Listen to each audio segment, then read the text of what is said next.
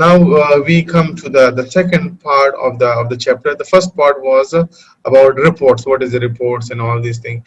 Now we come to the second part, which is called data and information visualization, that how we can make the data visualize, and it can be like more easily it can be seen over there.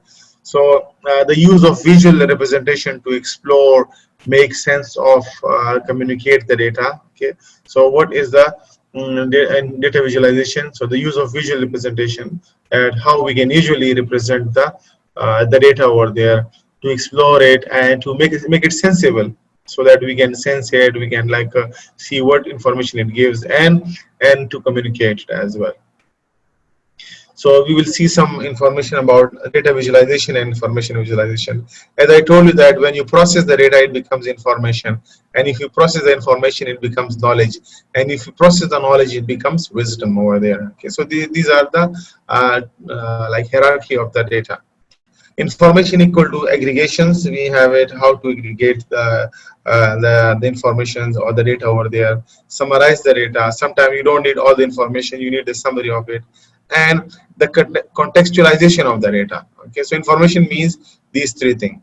You need to aggregate the facts, you need to summarize the facts, and then you make it relevant to your to the context. Okay, sometimes your data is very good, but it is not relevant to the context. If the data is very good, maybe good to the sales department, not to the marketing department.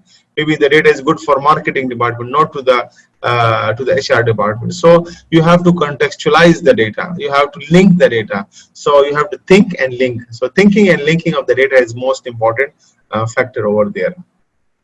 And then we have related to the information graphics, we have it scientific visualization and statistical graphs, we have it. Okay, so these are, some graphs are like normal graphs, some are scientific graphs, and some are statistical graphs. We will see the more detail about it.